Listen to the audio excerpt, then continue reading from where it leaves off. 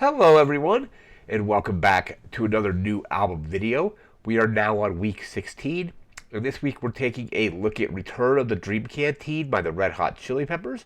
First released October 14th, 2022.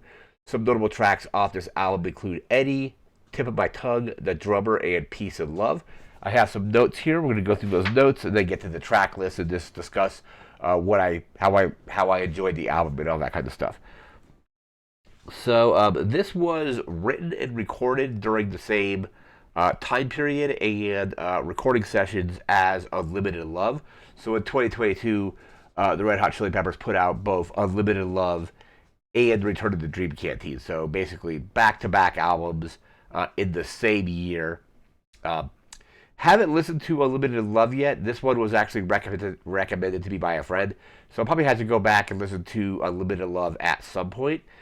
But Return of the Dream Canteen, I really enjoyed. I just like the vibe of the entire album. It's rock, but it's chilled out a little bit as well. Uh, so it's really good. I highly recommend checking it out. This album, or the sessions that they were recording these on, marked the return of guitarist. Hopefully I'm pronouncing his name correctly. Let me actually just bring up his name here so I can see it a little bit better than in my notes. So the return of John Frusciante. John Frusciante, as hopefully that's correct. But it marked his return to the band. He had been in the band for a while and had left on multiple occasions. I think this is his first album back with the band since Stadium Arcadium in like the mid 2000s. I think it was like 2006, 2007, something like that. He was gone from the band for roughly like 10 years. So gone, and then he was replaced, but came back during the recording sessions of this and Unlimited Love and played on this album. It's like I said, great album. Apparently, there was like almost 50 songs that were written and recorded, and a lot of them were completed.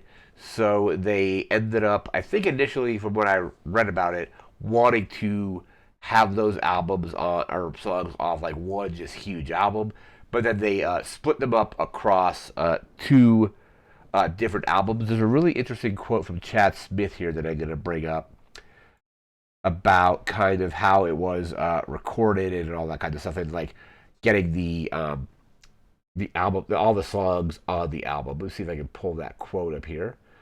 Oh, here we go. So Chad Smith, this is a quote from him, says, quote, "We just wrote a bunch of music and wrote with no time constraints and ended up recording all these songs. We always record more than what comes out on a record, but often they get left in the vault or unfinished or whatever. But we finished them all. We just felt like we had too many good songs to not put out another record. It's not like a B-sides record or anything like that. Everything left.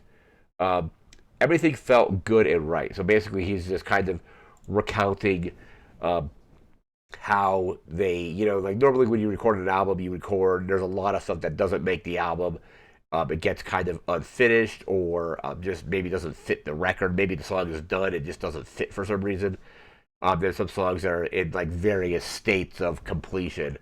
But all the songs that they really ended up liking, they completed all the ones that they liked and then split them across those two records. Rick Rubin is the producer on this, and Rick Rubin is a historic, iconic record producer across multiple genres. Probably one of, if not the greatest record producer of all time, potentially. But yeah, just an icon in the industry, and he worked on this album as well.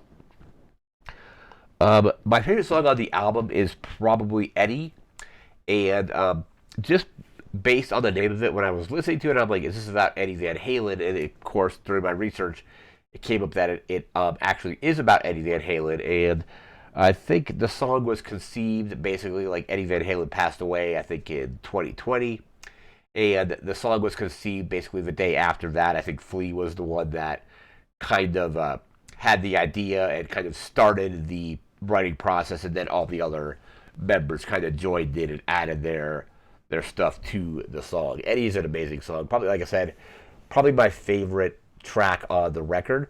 The album came out to some pretty good reviews. It's one of their more recent albums that's very very good. They haven't been this good, I don't think, in quite a while.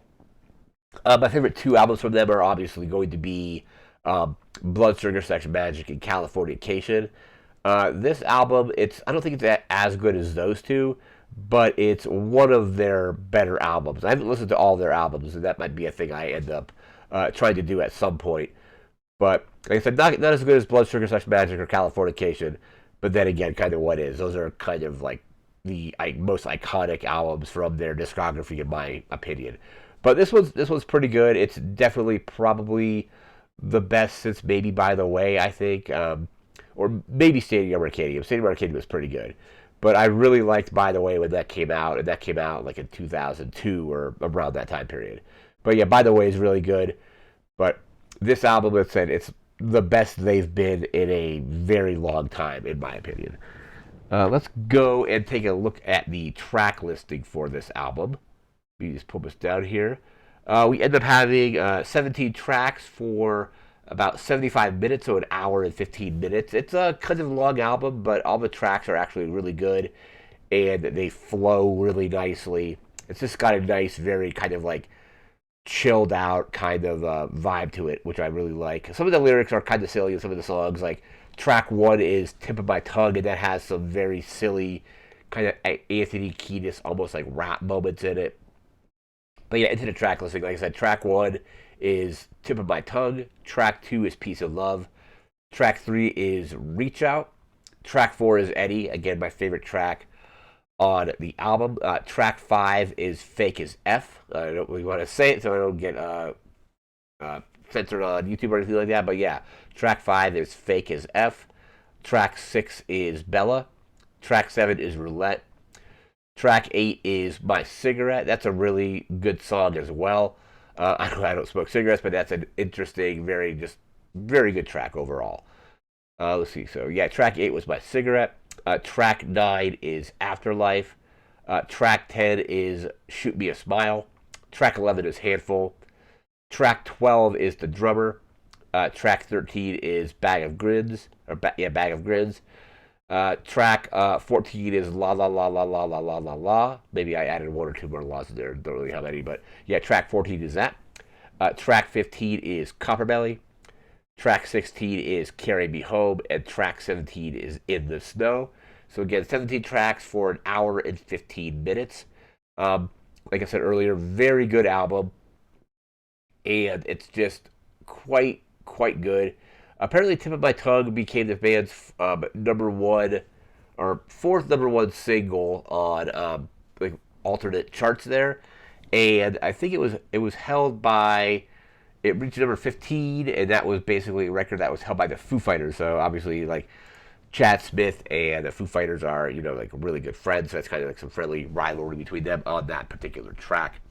Not lyrically, but just kind of like how it charted and what have you. But yeah, basically back-to-back albums for the Red Hot Chili Peppers in 2022. We have "Unlimited Love" followed right up by this. I definitely need to go back and listen to some of their other albums. I've listened to a handful of them, but I definitely need to listen to more. I want to listen to "Unlimited Love" and see how it kind of compares to this. Because in my research, it said like basically they recorded all these songs, and then they split them across two records, and they kind of had to pick and choose. That song maybe goes better with that record. This song here goes better with this one. So each album, apparently, from what I was reading, sounds very different, or just has a distinct kind of like listening style or experience to it. But really was glad that a friend of mine turned me on to this particular album. It's it didn't come out this year, but I've been listening to a ton of music this year, and this is a lot of new music specifically. And this is one of the albums that I have gone back to a couple times, but it's just really good, and I'm really glad my friend told me about checking this one out.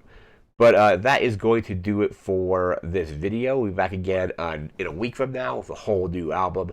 Don't know exactly what that's going to be, but I have a ton of them that I've listened to this so far this year to choose from, so it should be something good. But again, that's going to do it for now. So remember to like, comment, share, subscribe. We'll see you again next time. Thanks again for watching. Take care and have a good one. See ya.